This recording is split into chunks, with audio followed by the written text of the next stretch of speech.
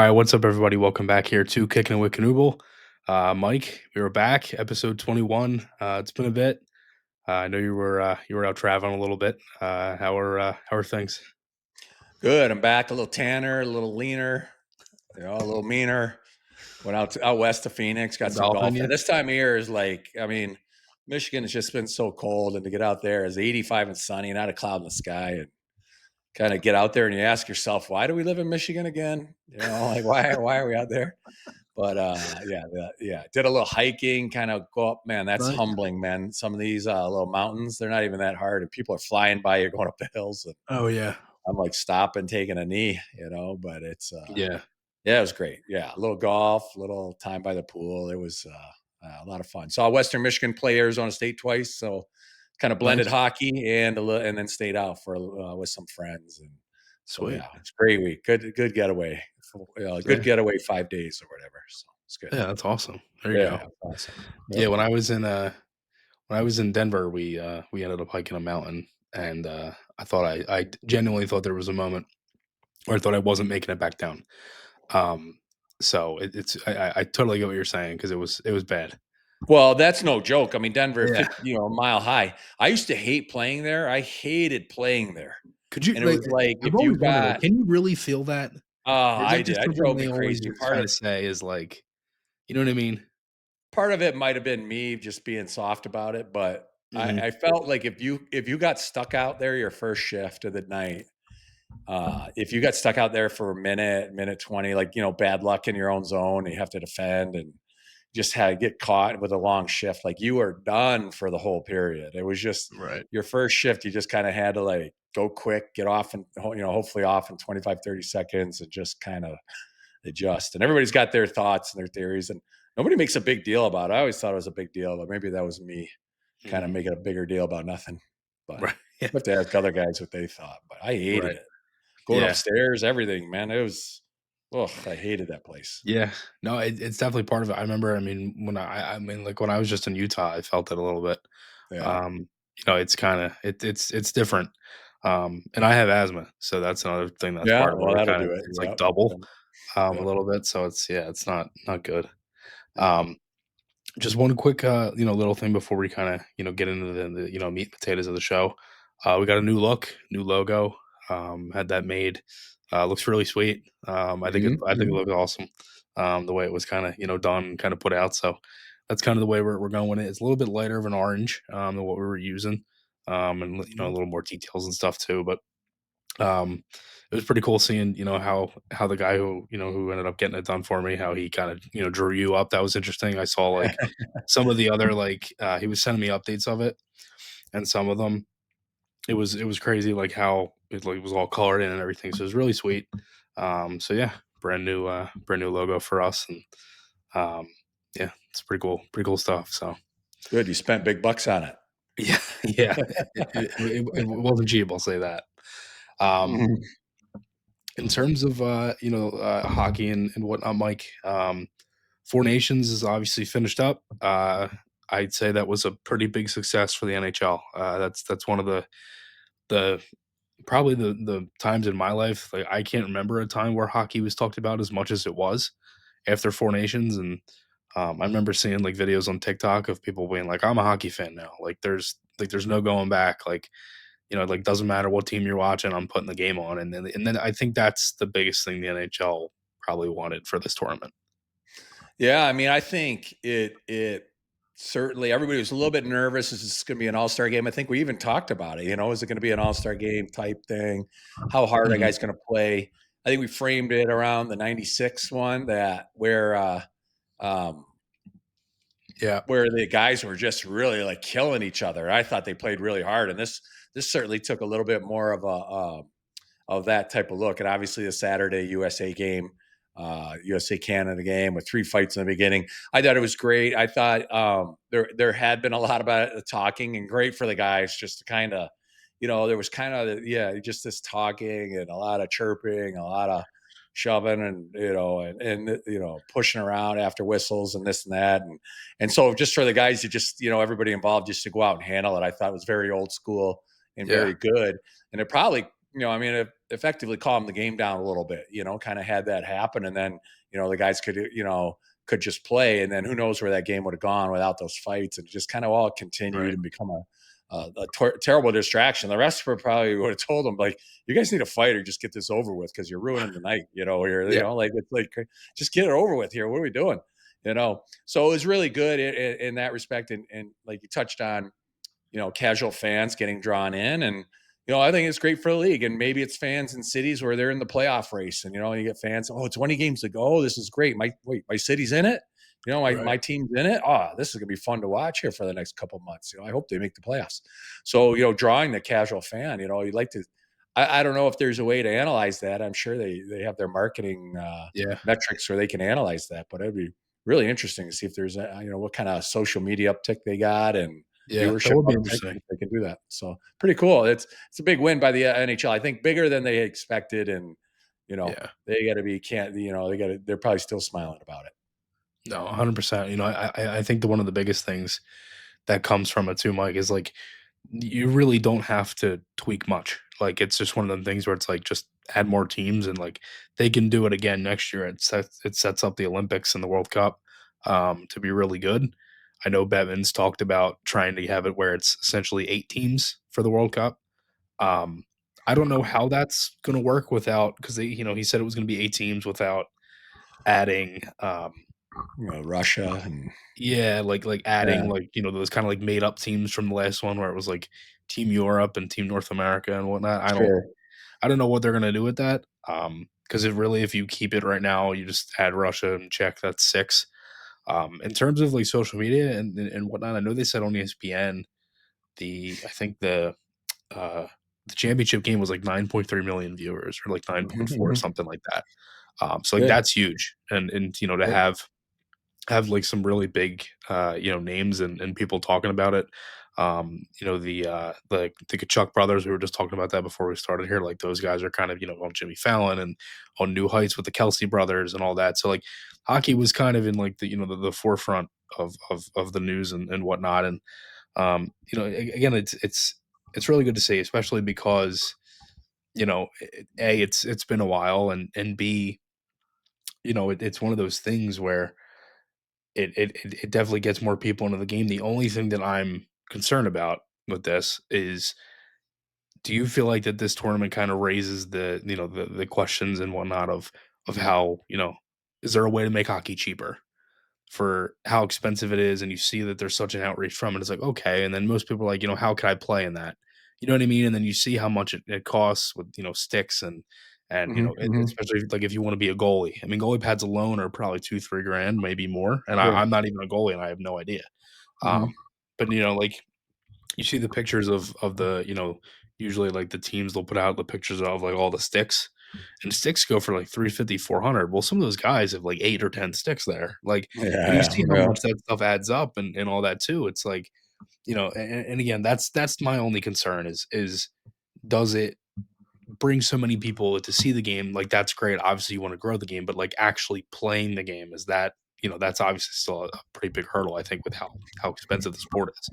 Yeah, I mean, that's always a debate, how to get more people in to hockey more economically, right? And you think as a young parent, a lot of organizations have, like try hockey for a while. They have equipment swaps, garage sales, hockey garage sales where they get rid of stuff.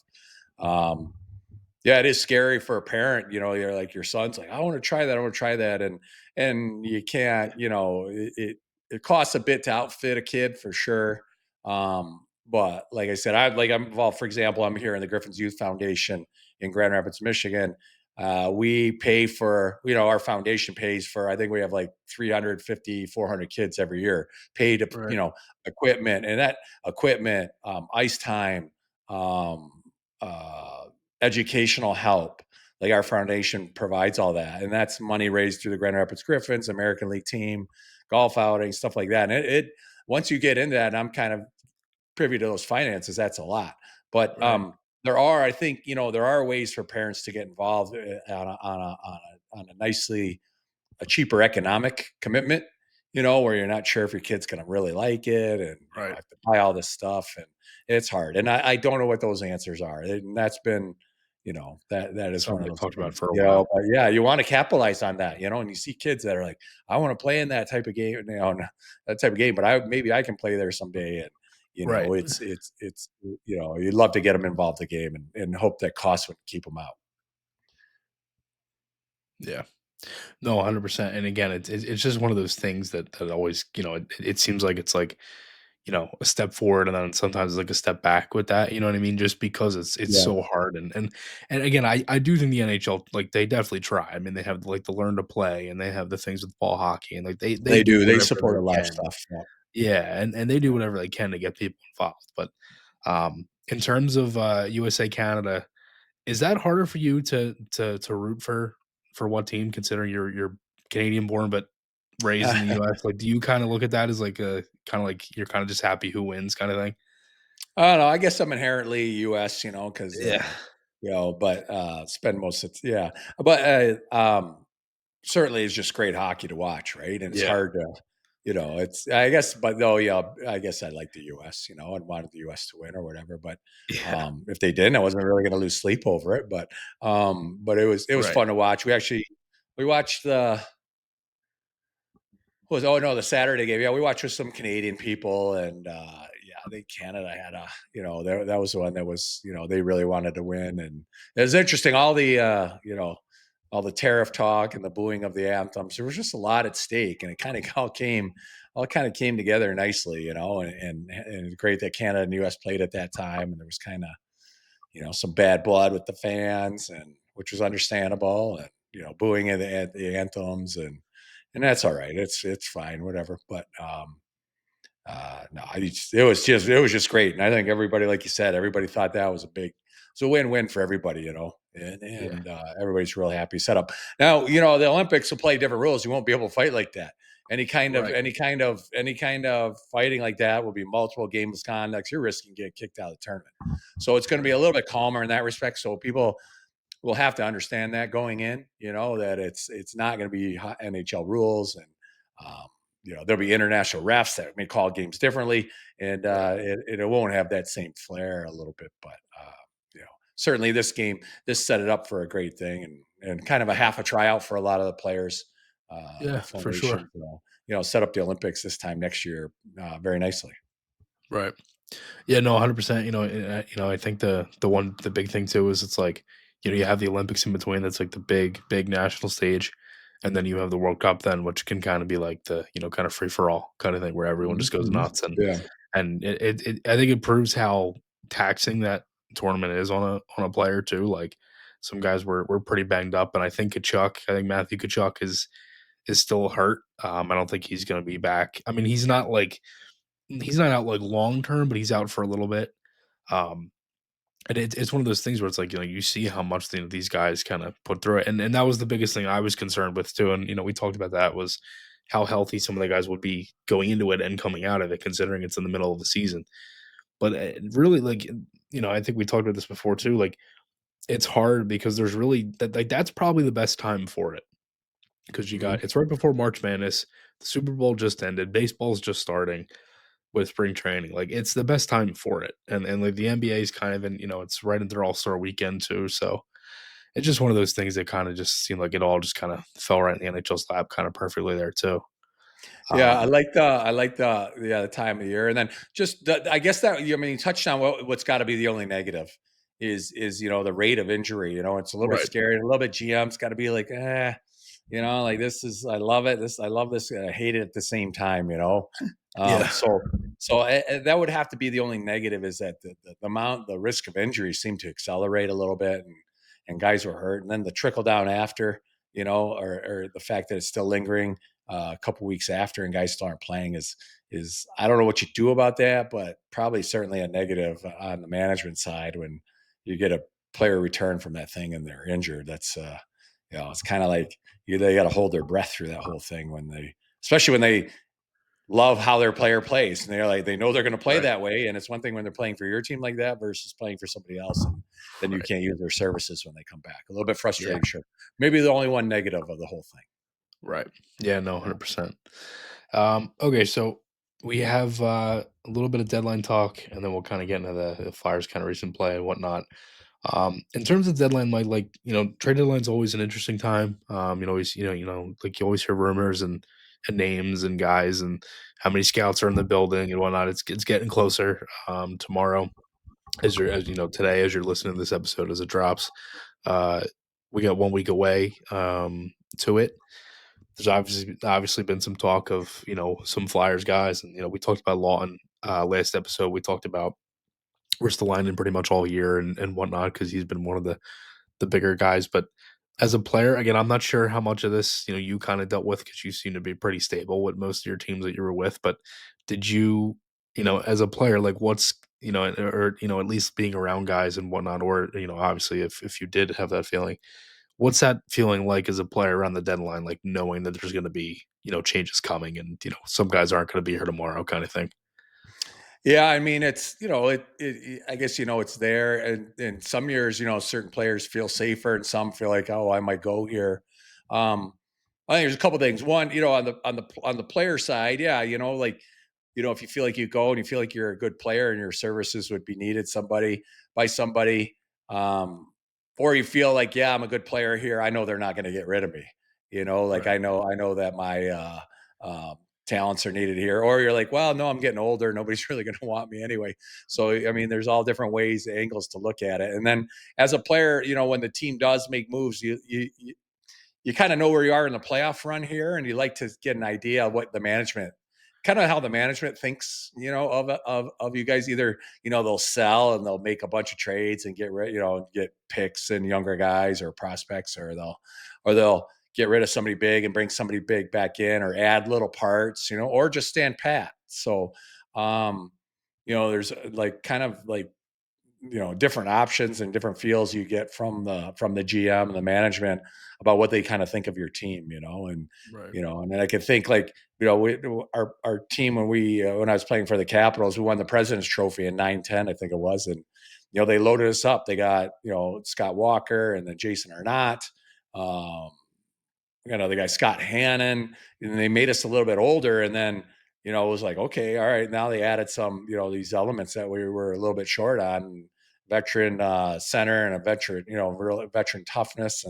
And so you're like, okay, all right, I like it. We're going to go for this, and so Right. part of the GM, realizing too, if their team's in the right window, what can we tweak this team and see if our group is right there, and can we jump through the window here, and with the right parts. So um, if everybody had an exact science to this, man, but there is no science to it. It's a hope. Yeah. It's a get a guy and cross your fingers, whether you're trading for today or trading for next season. It's you know Yeah. to try and see how it goes. What your GM thinks. Right. Yeah, and 100%. Especially too because you have like when you look at it for the Flyers, like they're obviously not buying. It would be nice, like they've played two really good games out of the break, and we'll talk about that in a minute. But the thing is if they were to make the playoffs, it's a lot of teams they have to jump, and it's a lot of points, and they Mhm. probably I think there's like 23 games left off the top of my head, including tonight against Pitt. Um, so it's like you know, they could, but there's a lot of teams they mathematically have to jump and whatnot. If they do, obviously they're like it's probably going to be like last year where they sell what they have to. Like last year, it was like, all right, well, they traded Walker, they got a salary retention back with Ryan Johansson. It was that whole thing, but then they got Eric Johnson and Dennis Guryanov, and they tried to kind of add another defenseman, add another forward in there because at the time they were relatively pretty healthy. Um, so they didn't have to do a ton, but they sold where they had to, and unfortunately, the Walker, trade that kind of killed them. I mean, obviously, this year they made a bigger move right now. Um, they made a bigger move recently, so you have less offense than Farabee and Frost gone. You have Kuzmenko, who's played well, Mhm. um, and that's obviously like a pretty big kind of tryout kind of thing. I think that's the other side of it too. Like you were saying when you guys added with the caps is like you might be able to get a guy where you can kind of try him out and see where he fits and whatnot. And like that's probably what the Flyers are going to do. I don't know if they're going to trade Risto. There's been a lot of like open rumors and whatnot. I feel like whenever you see more like open kind of rumors and stuff like that, it kind of takes longer for the trades to happen. Um, So I don't know. I mean, there's a lot of things that could happen. Let me just ask you, like, when you were, obviously, like, in the room and whatnot, like, on that day, and, obviously, like, this year the Flyers, I think, have practiced on that day, like, is there just, like, a different feeling involved, on that day with, just kinda how everything's going on, you don't know what's gonna happen and whatnot?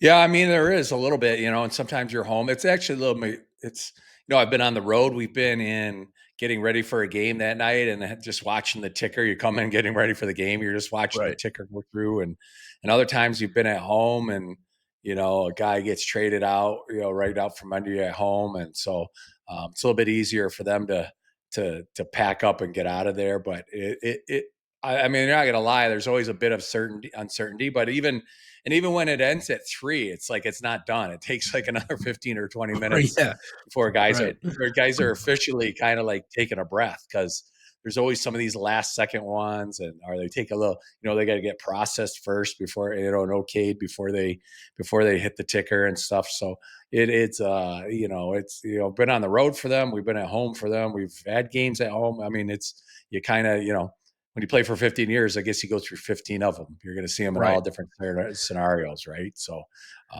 yeah, but they're, and then, I've been there when guys are coming in to get their gear, and some guys are in shock, some guys are happy, some guys are sad. Everybody's just, whatever happens, your world gets turned upside down, either or, right. guys got to leave. A lot of guys have young families and they got to leave their families there. And it makes their lives a little more difficult, but, semi short term, unless you get lucky and go on this huge run. But it's certainly been seen it done in all different scenarios. Yeah. Yeah, it's definitely interesting. As a fan on my side of it, it's a very fun day because it's like, all right, let's see what happens here. You know what I mean? And kind of go through the motions and see, Hmm. what teams are different and whatnot. But okay, let's Hmm. move on. Flyers. Flyers recent play has actually been pretty good. 2 games out of the break, scored 12 goals in 2 games. 6-3 win against the Oilers. 6-1 against Pitt. Uh, Side note to that as well, Ovechkin, Mike, I know we talked about that, a little bit earlier. No, I think you said December of next year, right? That's Next what I was season? thinking. Yeah, that was. I'm going to be Yeah, wrong about that. now he's 12 away Yeah, with, like, 20 something games left. crazy. Yeah, that's crazy. Yeah. Yeah, I mean, that's 4 goals since the playoff or since the 4 nations coming back. Like, Uh-huh. it's, a hat trick and empty netter to close out a hat trick, and then, one again the other night. So, Yeah. um, crazy. Like, it's nuts how the pace he's on, and it's just and the fact that, it could happen this year is even crazier. The Caps would love a whole summer to hype it and, you Yeah. know a lot of hype Right. and plan for it. At least, all of a sudden it moves your plans up. So maybe you got the celebration plan. You're like, oh God, we might have to do this in a month. Right. Versus, you got all summer to plan it. It'll be sometime in October we can do this. But yeah, it's certainly it's gonna play out. Another story for the NHL. To uh, to see how this finishes out. Yeah. No, 100%, and it's funny, the other day I was watching, highlights of his from I think it was your last year in the league, I think, or Hmm. it might have been the year before that because I know you came to Philly after that, and so many of them, like, it's like little, like, there was one specifically at the top of my head, it was like a little set play right off the draw, like, right away, you just like, it was right there on your feet, and you're just right back to him, and he Hmm. just shoots it right away, and, obviously, he scored and everything, but it's just like, it's always one of them things, like, when you're on the ice with him, is the objective literally just get him the puck, or is it, or, are you trying set plays, is it, or is it just get Ovechkin the puck and see what happens? Well, those set face-off plays, it's basically Ovechkin back, like Pee Wee. You don't even call it Pee Wee shooter or whatever. Right. Pee Wee set up. It's like how you set up when you're old, and you're like, and I would just make sure I got a little pick on somebody, and then bounce and try and go to the net. Because if there was a rebound there, I was hoping to get a goal. But you Get a would come goal. in and sniff to center, kind of pick, sniff to center, bump to Ovi if you can, and then roll off and try and head to the net and see if you can get a rebound. Um, and that's kind of how that works. And then the PP, I know everybody's changed PK to try and protect him. To try and take away that the pass from, well, I mean, from Mike Green for a long time and John Carlson, for the one timer on the flank. And many defensemen have eaten pucks there, and they've changed, focus. Like, let's just put a guy there and worry about the 4-on-3 on the other side. But Ovi just seems to find a way. And so the other day I was Yeah. watching, I think he took a 4.5 minute shift, on a PP. He Yeah. just stayed out there and stayed out there. And it's like you're on the bench and it's kind of like if you're the guy that has to take Ovi on the PP, you're like, oh man, I might, depending on how he's feeling or what he's thinking, I might not get any time on the PP today, Right. if I'm supposed to replace him. But it's always been that way. Even when I was there, he kind of had this little luxury to stay longer, and nobody was really going to say anything. And that's just it's kind of the way Kinda, it was. Like the Jordan yeah. rules in basketball, so there's some Ovi rules too out there when you learn them pretty quick when you're playing in Washington. The Ovi Right. rules. Yeah, yeah, That's funny. yeah. Yeah, and just kind of taking it back a little bit, with the Flyers.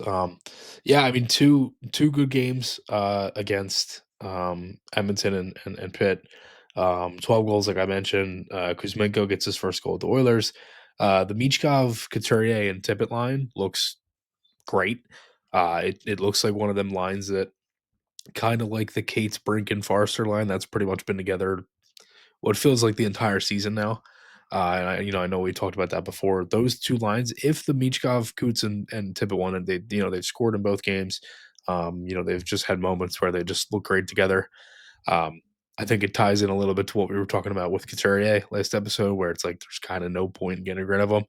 And Yeah. you see some of the plays he makes on that line, and you're like, yeah, that's probably why. Even though he makes a lot of money, he's a little bit older, but if you can find the right guys to play with him and whatnot, and that's kind of always been the thing with Coots too. And it just seems like one of those lines that really can click. And I think that's what the Flyers need right now is try to figure out what you can do. And obviously, the players are gonna obviously push to try to make the playoffs. I don't know if it's one of those things where last year they were in for so long, no one thought they would be there. Now it's like they're not there. um, no one still thinks that they're going to get in. What if they actually turn around and do it? Who knows? Their goaltenders played really good for them to do it. Urson's been lights out. It's like 11-4-1, 915 save percentage, 232 goals against average. He's got one shutout, and he was really good for Sweden in the Four Nations game against the States too. But the only thing that kind of takes away all that, Mike, is that March is a really tough month, and you got some really tough games. You got the Jets twice, who right now I think are the best team in the league outside of Washington, who we were just talking about. You got Washington again. You have Dallas. You go on the road for a little bit. You have Tampa. Like you have some teams that are kind of right there with you, and you have a lot of games as well. So it's just kind of one of those things where could they make it? Maybe we'll see, but it all kind of depends on a lot of factors to kind of for them to make it or whatnot. Yeah, well, I mean, the positive is they've been fighting all year, right? So it's not Right. like they have to change gears and try and find another level. They know you get the feeling, and just watching the team, it's every night's a battle, right? So Yeah. that's which is great for them. And that's kind of, how it's going to have to be toward the end. You go back to the Mishkov Koots Tippett line there. That's a great, it has the makings of a nice group. Koots can go get pucks and, as long as they do that role. From what I can tell, Mishkov had really enjoyed some time off as a young Yeah. player and his workload, the amount of games and the amount of travel and all that, for first year guy who's not used to kind of the pace of the league and the demands on him every night, or from the league itself and from torts and what you have to be responsible for. So I think he enjoyed some time off, and Sam Erston over in the Four Nations played great there, and like you said, he's had a great run since the holidays, and so things are lighting up. But this is the meat of the season, and I think we said on our podcast a couple weeks ago, said once you get it back from that Four Nations, it's here comes, it's the final lap, and everybody's running for the checkered flag. So every game's going to mean a ton, and it's good. Like I said, team's been grinding whole year, so they don't really have to change their identity or pretend that things are any different, or it's just kind of the same games. Grind out wins, and like to see them win those close ones. So you got to come out on the right side of more close ones than not to really make up any ground here. Yeah. No, 100%. Especially because again, like we've talked about this so many times, like they can't. Like, they're not gonna score 6 goals every night, and, they've done it. They've had a little offensive kind of blip here Yep. out of the break, but they're not gonna do that every night, probably won't even do that tonight. Yeah. I doubt that. That would be crazy if they did 3 games and have 18 goals, but that seems like a really tall task, and especially because the way Pitt has been playing, I'm expecting a lot different of an effort in this one, but, it's just one of those things where, again, they got a lot of games. It's a lot of, teams that are much better than them, higher than them in the Yeah, the standings. standings, yep, yep. Yeah, and they have to really kinda grind if they wanna do that, and then at the same time, it's like and that this has been my point this entire time with this too, and, we mentioned this before, was that's hard to judge for a general manager, is like, alright, well, as an, outlook of a team, like, you have to kinda change some things in terms of guys being here and whatnot, and, like, they have to get better, but at the same time, you don't wanna completely blow up that room who's is trying to make the playoffs and has played their ass off to even try and get somewhere close to that spot. So that's the hard part. And I know we've talked about that before, but I don't know. It just seems like one of those things that um, you know, you just kind of have to wait and see what Well, happens yeah, towards I the end of mean, the year. yeah, with a trade deadline in, about 8 days, it's I've seen GMs kind of wait for these 8 days and then decide, Yeah. something bad happens that, okay, well, we're not making it. I'm gonna make some moves for the future. Or you Right. get on a nice run here and be like, well, I think we can, if maybe if we add this and this, we got a chance to get in. And Yeah. again, if it all makes sense to Danny and it helps him now and doesn't, doesn't hurt the future, then you can do it, And so, Right. yeah, it's hard to say. There's so many things to weigh, and uh, guys for sure aren't going to make trades just to make trades, and just because they make an emotional move or something, or feel like they're influenced by a 7-day period where they feel like they got to do something. They don't, And so, yeah. So it's always trade deadline's always fun. The build up is fun. I mean, there've been some major ones already, and so hopefully Yeah. there's going to be more fun ones to come. Yeah. Yeah. 100%. So kind of see what happens. Yeah, I mean outside of that, that's all we got, Mike. Another episode in the books. They just wanted to say thank you out there to everybody because in the past like couple, I think like 2 months, we were in the top 150 of hockey podcasts in the whole country of the U.S. So that was really cool. That was something cool that hit my email the other night. So um, is again, it's been really fun doing this. So again, it's huge, and thank you to everybody who listens each week and whatnot. It's been a lot of fun. So. Good. Yeah, that's good. That's all great news for our podcast, and Yeah. yeah, thank people for listening to it. It's been fun. Yeah, yeah, it's been great. So, yeah, I mean, outside of that, Mike, anything else? No, no, that's it. You guys said that you went to the Wives Carnival the other day. I used to love that. That was very good. Yeah, Wives yeah, Carnival is yeah. always a lot of Yeah, fun. it was fun. Yep. Always a good time, and the carnival's always it's one of my favorite events that they do. So, Did they um, still make the goalies? I always felt bad for the goalies because they would have to get like half dressed, and they would have to be yeah, they wouldn't cover that little section of ice, and they'd have to take all these shots. So they would just, right. oh man, that's a I think they lot. That's a changed lot it of them. now where it's like a couple years ago it was like Snyder kids, Yeah. the kids that would play, and now I think it's actually guys from the Flyers Warriors program. Yeah. Oh Some guys yeah. that That's help good. out and Yeah. stuff Yeah. and like Yeah. volunteer. Yeah. Yeah, I Yeah. don't remember. I think it's probably been like I think the last Flyers goalie to do it might have been Steve Mason. That's probably Oh going yeah. back Mhm, like mhm. probably 7, 8 years now, something like that. I Yeah. think it's been a bit, but yeah, that is interesting. That It's was a like everyone long else day gets for to those kinda guys, I remember. They're, like, the only yeah, ones who had to work. The rest of us were up right, there just kinda signing and, doing, I yeah, did they called it, like, knock hockey or table hockey. You come mhm, out of there and your knuckles got whacked by little seven-year-olds. You come out of there with sore little cuts on your knuckles. You're like, "Oh, man." Like, these kids, they miss the puck and then stab you with a stick, across the right, table, or it was just oh, man, yeah. That wasn't my favorite. I didn't enjoy that yeah, one. Yeah. that's funny. Signing autographs is always fun. Have a couple moments with people. That was always good. Yeah. Right. Yeah, that's And awesome. our kids loved it. They run berserk around the rink and, Right. just have a good old time. So it was, yeah, a lot of fun. Always a fun It day. makes a lot of Yeah, money. Very organized. The Flyers did a hell of a job with it. They do a yeah, really, really nice job with it. So, yeah. yeah, Yeah, they do, you're right. yeah. Um, okay. Thanks everybody again, for all the support as always. Check out Kickin' with Knuble, and, we'll be back next time. See you guys. See ya.